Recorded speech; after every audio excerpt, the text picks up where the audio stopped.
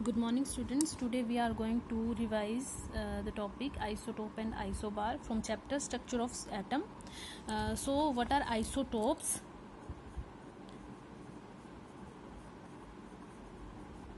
Isotopes are atom of same element. ठीक है, अब इसका मतलब क्या है, देखो atom of same element, atoms of same element मतलब देखो मान लो ये कार्बन है मेरे पास, ठीक है, कार्बन के ही जो फर्दर जो होंगे, मतलब कार्बन के ही एलिमेंट्स के जो एटम होंगे, इसी के फर्दर जो एटम होंगे हैविंग सेम एटॉमिक नंबर। अब कार्बन के जितने भी एटम्स हैं, ठीक है, वो सभी का उनका जो एटॉमिक नंबर होगा वो तो सेम ही होगा। कार्बन का जो एटॉमिक नंबर है दैट इज 6, ठीक है, वो 6 ही होगा, बट उसका जो एटॉमिक मास होगा वो क्या होगा, डिफरेंट होगा। ठीक है, तो ये क्या होगा, एटम्स ऑफ सेम, इसकी डेफिनेशन जो है बहुत इंपॉर्टेंट है, atoms of same element, atoms of same element having same atomic number but different mass number. अब देखो हमें पता है कि कार्बन के जो हैं वो कितने आइसोटोप्स हैं, जैसे कार्बन 12 है, कार्बन 14 है, ठीक है, ये 2 आइसोटोप्स हैं कार्बन के। अब जो कार्बन 12 है, कार्बन यहाँ पे हम एटॉमिक मास लिखते हैं और यहाँ पे एटॉमिक नंबर, ये आ गया कार्बन 12, और कार्बन 14 कैसे लिखेंगे, ये देखो इनमें जो सेम क्या है, इनमें सेम क्या है, ये एटॉमिक नंबर जो इनका सेम है, ठीक है, और ये जो इनका एटॉमिक मास है वो डिफरेंट है।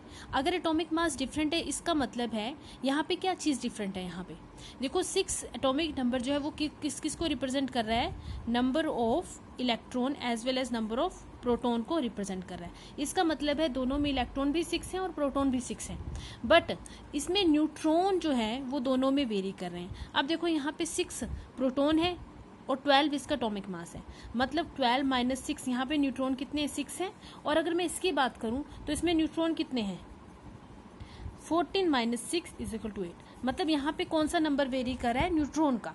ठीक है, तो आइसोटोप्स के जो एलिमेंट्स होते हैं, एटम्स ऑफ सेम एलिमेंट, जिनका एटॉमिक मास जो होता है वो डिफरेंट होता है, ठीक है, और एटॉमिक नंबर सेम है, एटॉमिक नंबर सेम है, नंबर ऑफ इलेक्ट्रॉन सेम है। अगर नंबर ऑफ इलेक्ट्रॉन्स किन्हीं दो एटम्स के सेम होते हैं उनके वैलेंस शेल में, तो इसका मतलब उनकी केमिकल प्रॉपर्टीज भी क्या होती हैं, केमिकल प्रॉपर्टीज क्या होती हैं, सेम होती हैं। ठीक है, chemical properties are same of all the isotopes of same element. ठीक है, अब इन कार्बन 12 और कार्बन 14 इन दोनों की जो केमिकल प्रॉपर्टीज होंगी वो क्या होंगी, वो सेम होंगी। क्यों होंगी, क्योंकि उनके वैलेंस शेल में इलेक्ट्रॉन जो हैं वो भी क्या है, सेम है। ठीक है, क्योंकि एटॉमिक नंबर सेम है इसलिए उनमें इलेक्ट्रॉन्स नंबर भी सेम है, इसलिए उनकी केमिकल प्रॉपर्टीज भी सेम होंगी। अब देखो एप्लीकेशंस भी हमने स्टडी की हैं। एप्लीकेशंस क्या क्या होती हैं, एप्लीकेशंस आइसोटोप्स की बहुत सी एप्लीकेशंस हैं। जैसे अभी हमने यूरेनियम 235 जो है वो कहाँ पे यूज़ होता है, एज अ फ्यूल यूज़ होता है, ठीक है, और जो कोबाल्ट 60 है, ठीक है, वो कैंसर की ट्रीटमेंट के लिए यूज़ होता है। आयोडीन जो है वो गोइटर की ट्रीटमेंट के लिए यूज़ होता है। कार्बन जो आइसोटोप है कार्बन का, वो एज डिटेक्शन के लिए यूज़ होता है। ट्रीज़ और जो रॉक्स होती हैं बहुत पुरानी, उनकी जो कार्बन का आइसोटोप होता है carbon 12 is used for the detection of age. ठीक है, तो these are applications of isotope. Next हमारे पास है आइसो बार। अब आइसोबार क्या होता है, this are atoms of different element.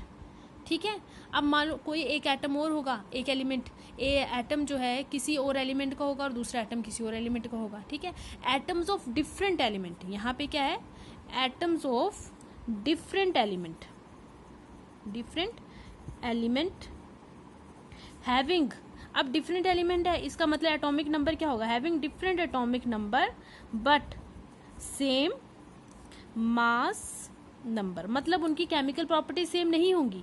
Mass number है तो उनकी फिजिकल प्रॉपर्टी सेम हो सकती हैं। ठीक है, जैसे अब आर्गन की बात करें, आर्गन का एटॉमिक नंबर जो है वो 18 है और मास नंबर 40।